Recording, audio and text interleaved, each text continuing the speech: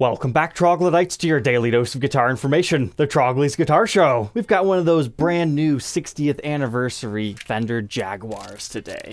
So, 60th anniversary of the Jag. It was first introduced in 1962. Here we are in 2022. Let's get celebrating. How does Fender celebrate it? They give you a Jaguar that's not a Jaguar, and then they give you some really beautiful tribute ones. Today, we're taking a look at the Ultra Luxe, which, if you're not familiar with Fender territory here, the Ultra Luxe was something that was introduced, I believe, only about a year ago. It's a hyper-modern Fender USA division guitar. So you can find things like Stratocasters and Telecasters, but this is the first Jaguar within the series.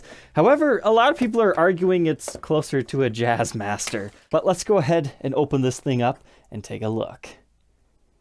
Ooh, that is slick. But before we get too far looking at this thing, we need to hear from our sponsor, Sweetwater. Sweetwater is the premier place to buy gear because they show you actual photos of what you're purchasing. Now, in the case of today's guitar, yeah, they're all going to look about the same in this beautiful Texas T finish. However, did you know they also show you the weight of each guitar? So hey, do you like them a little chunkier? Do you like them lighter? They were able to help me find the perfect one for me. From drums to accessories, they even have a repair and restoration department. They do a lot of stuff, including a whole bunch of giveaways. You can check that link in the description to win many of different items. But now let's look at this beauty. So absolutely stunning Texas T finish. I'm really glad they brought this thing back. If anything, it looks so different on this model because it has a little bit more room to do its thing. Like, we've had the Texas T Telecasters before on the show, but this one really does all that so much better. It's more like an olive green finish is the best way to talk about it. Like an oil finish. I mean, obviously that's what Texas T means. But look at this, we even get the matching headstock on this. That is slick and looks fantastic. But besides the finish, you're going to notice we do not have any trem system on this thing. It is a string-through Jaguar, which is fascinating to me because I like the traditional trem systems, but I'm always more of a stop bar string-through guy, so I was very happy to see that as a spec on this. And we also don't have the regular Jaguar pickups. We have humbuckers, the wide range looking ones. And then perhaps the most controversial thing about this model is our scale length is like a Jazzmaster instead of a Jaguar. So instead of a 24-inch scale length, we have 25.5. So if you've always loved Jags but hated their scale length, maybe check one of these things out because they've modernized it in that aspect. And we also have a straight up ebony fretboard with, once again, those stainless steel frets, which are looking pretty darn sweet. This is a very, very modernized one because we even have like the Ultra heel scoop right here. It's just enough to get it out of your way. We'll take a little bit more of a look at that on the workbench, but it's something else to add to the playability of this instrument. Pretty much the only thing Jag left on this thing are our metal plates on the top and our selector switch right here. But if you were to put like a Jazzmaster pickguard on here to cover that over, I think most people would just think it's a string-through Jazzmaster at that point. But how much are these bad boys? They are $2,500 brand new, which, yes, it is kind of expensive, but, you know, it's the top-of-the-line Fender USA product. You're not going to have to refret this thing as long as you live because stainless steel lasts a long time, but a lot of people say it also sounds a little bit different. As far as the case goes, it looks like our standard molded ones. I really like these because they have the TSA latches. However, this looks like one of the Chinese-made ones. Yes, I definitely preferred that other one, whatever episode that was, because the interior felt just a little bit nicer. But as far as case candy, we've got keys, regular hang tags, something that'll help explain stuff. And nice, just like the American Ultra series, we get the branded truss rod tool. These things are nice. I remember I had kept one, but they make adjusting that very nice. They don't have to give you a big fancy one like this, they just do. And we do indeed have a COA for these guys too. Very nice. Oh, I didn't even realize that. They come with strap lock stock too, Schallers. And if I remember correctly, yes, we also have the locking tuners, so these are very well set up guitars. But let's go ahead and throw this one on the workbench to take a look at its individual parts and specs, and then we will get to a playing demo.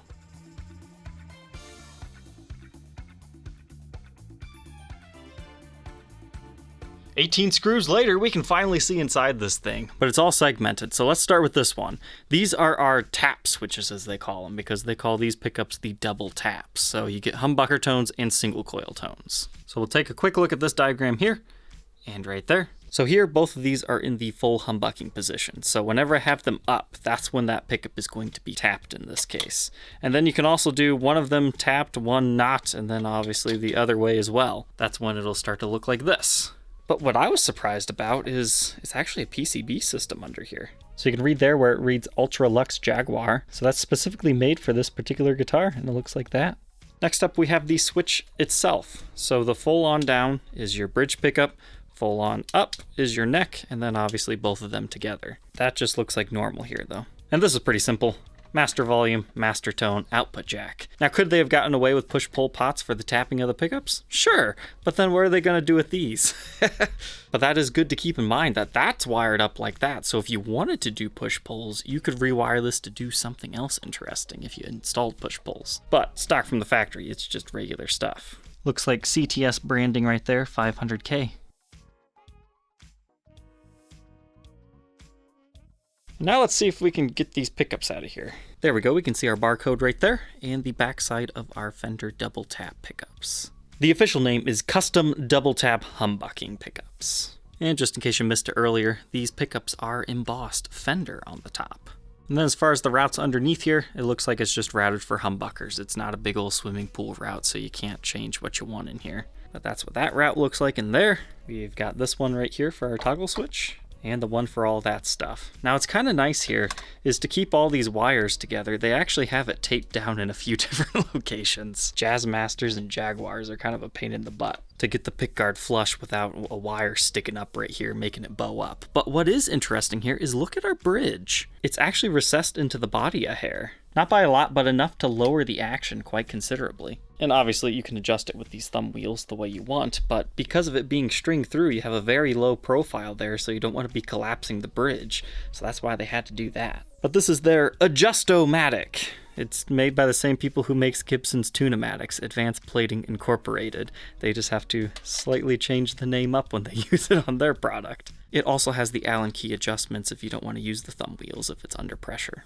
So pretty basic stuff here once you know what's going on. The only thing kind of surprising is that. Like, why do they even need that if everything else is hand wired? Because it's point to point on all these locations, but the final connecting points are not. That would make it difficult to do what I was suggesting earlier to modify that. You'd probably have to modify these for regular ones. But don't worry, just because these pickups aren't a quick connect does not mean you can't just snip them off and wire them up like normal. To regular pots anyways. But let's take a second to appreciate this beautiful oil slick finish. This body shape pulls it off so incredibly well. As far as the Ultra Luxe series goes, they did not actually have a Jazzmaster yet, as far as I'm aware. They had the Ultra Jazzmaster, but not the Ultra Luxe.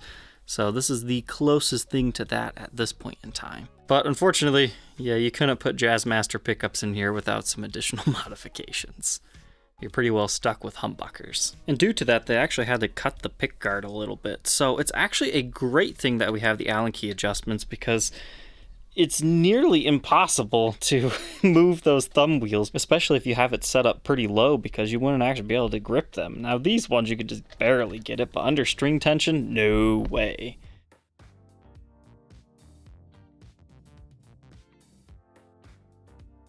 But now that we've got it all put back together, let's check out these string ferrules that go through the body. They're domed. It's like a little donut on top. That's cool. I love the way that looks. Very elegant as compared to just having one within the body. Speaking of the body, these guys are made out of alder. How many pieces? It's too hard to tell. You can't see through to the wood grain on this one. So now's where things get cool. Maple neck with an ebony fretboard. And what if I told you this wasn't just regular ebony either? This is figured ebony. You see those lines right there? That's actually flame figuring within the ebony. It's very hard to see. And I remember the first time I saw this, I just thought it was like a weird tooling mark on it. But yeah, this particular one is figured ebony, so that's kind of cool. But this one has 22 frets. Oh, and once again, don't forget these are medium jumbo stainless steel frets. Does indeed have the 25.5-inch scale length like we've been talking about, and it's got a compound radius. So towards your chording area, it's 10 inches, and then up in soloing territory, it's 16 inches, so it flattens out just a tad. So it's a little bit more rounded of a curve in the beginning, and then flatter for solos.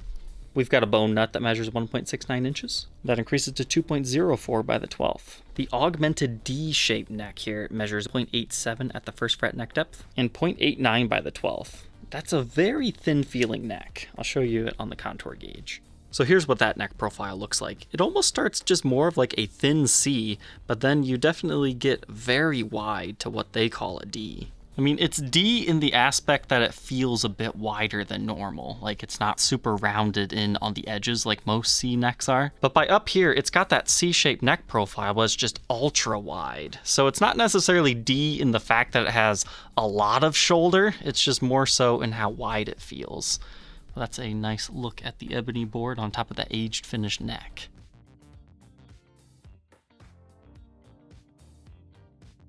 So man, Fender.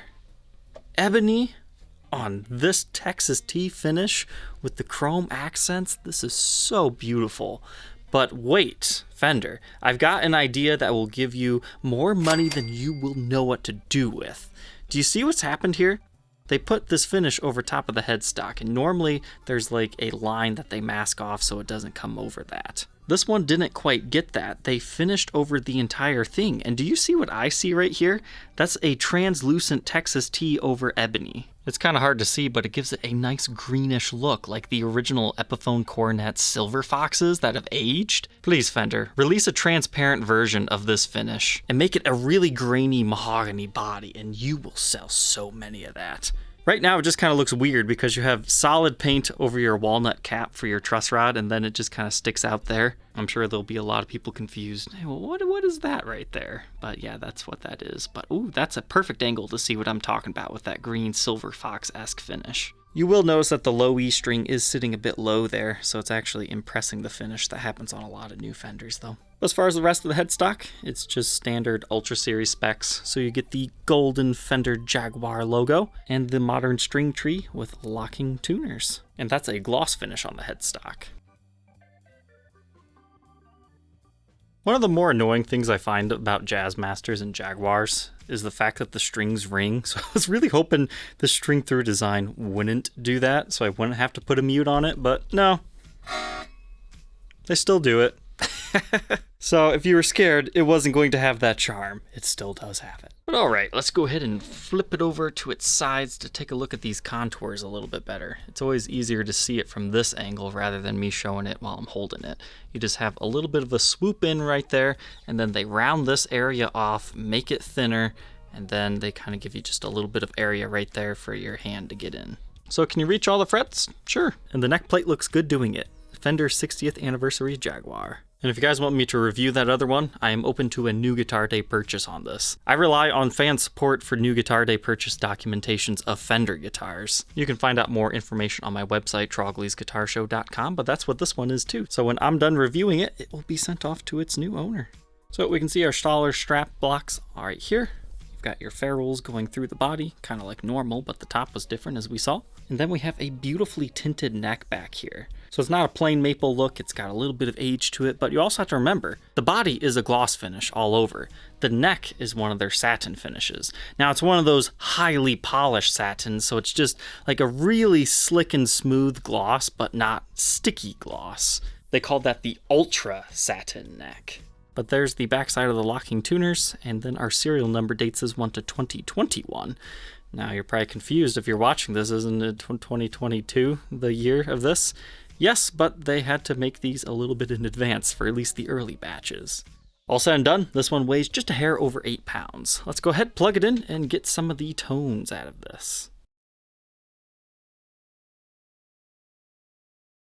There's a lot of tones to go over. I'm going to start in full humbucking mode, starting with our bridge pickup here.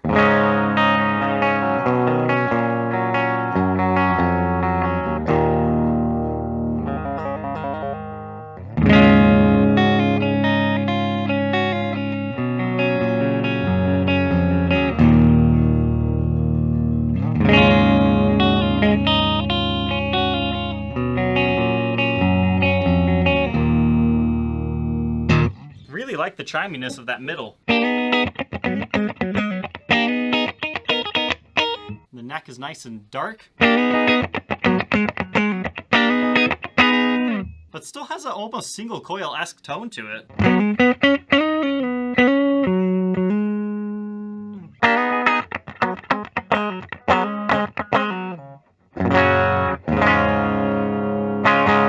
Where's that bridge? It's kind of dark and throaty, I would describe it as.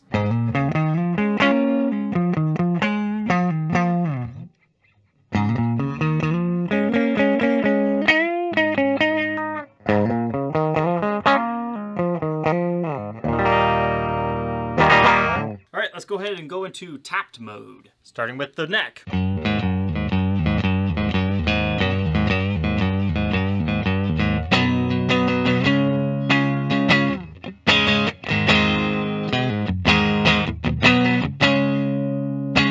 Starting to sound a little bit more Fender-like.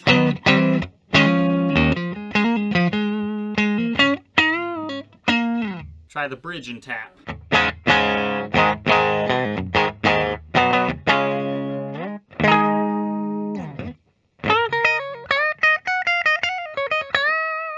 Wow.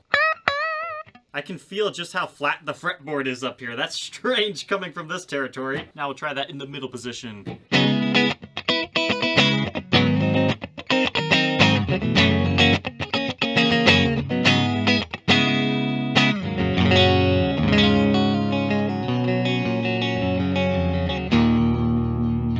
Okay, but also in the middle position, we can have just the neck in tap mode, and then the bridge on full on sounds like this.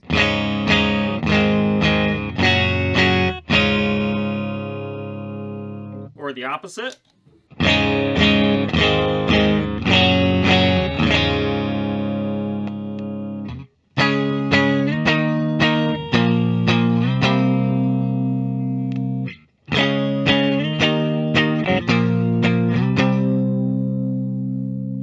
I'd say I definitely like this guitar better in like the single coil mode, but it's nice to have those other tonal opportunities here as well. But this guitar is ridiculously slinky feeling, like almost too slinky. I'm actually going to tune it up from my half step down to regular tuning while we demo the distorted channel to see if that fixes that feel. Like this is just crazy loose.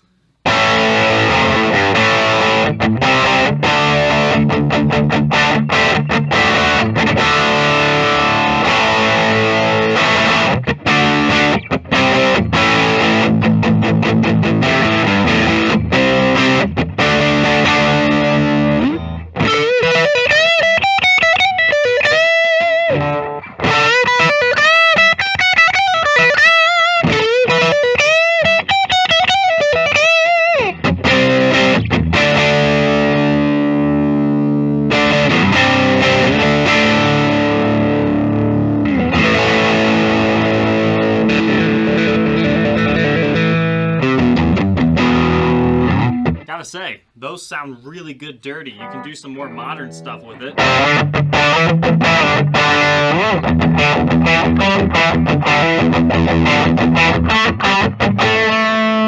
Now let's try that in split position with the neck.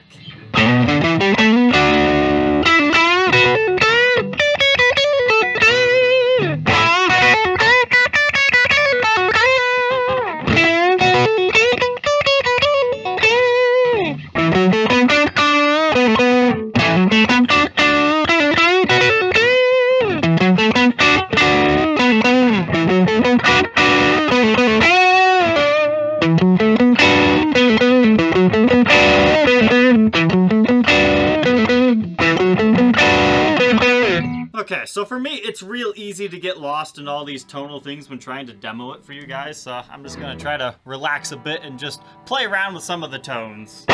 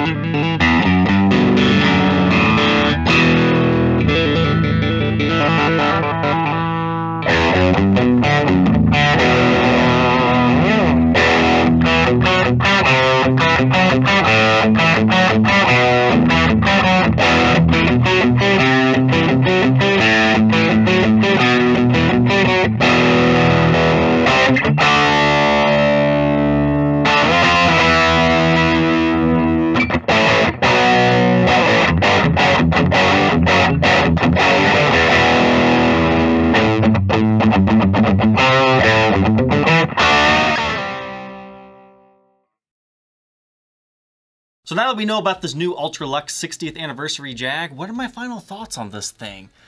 Even after tuning it up, it still has a very slinky feel. So if you're looking for a guitar that's extra slinky feeling, go for one of these things. So despite not having the normal trem system on it, it still has that whole phenomenon. Now, I didn't notice the strings ringing once I had plugged it in. Sometimes you can on those. So you have some of those elements acoustically, but not necessarily when it's all electrified. I'm a big fan of the Texas T finish. It just looks incredibly good on this one, especially with all the chrome everywhere. From the excerpts of the pick guard to the chrome pickup covers, this is just a really blingy beast. Now, did I notice really too much difference with the whole stainless steel frets? No, they're just supposed to last you a whole lot longer, but I am really loving that ebony fretboard. Now for me, the augmented D neck profile shape, it's just too thin for my own personal tastes, but if you're more of a modern player that likes to do the shred style stuff and do a lot of solos, you might really enjoy this neck profile. And of course you got this comfort swoop back here. So if nothing else, this might not be your traditional Jaguar, but it's not supposed to be. It's the Ultra Luxe. So hopefully somebody will sponsor the review and demo of the other more traditional one so we can get a regular Jag on the show. If you're interested in doing that, you can check that out at troglysguitarshow.com under the NGD tab. But I hope you enjoyed learning about this guitar with me and getting my first impressions. Don't forget to like, comment, and subscribe, and we will catch you tomorrow on the next episode. Take care.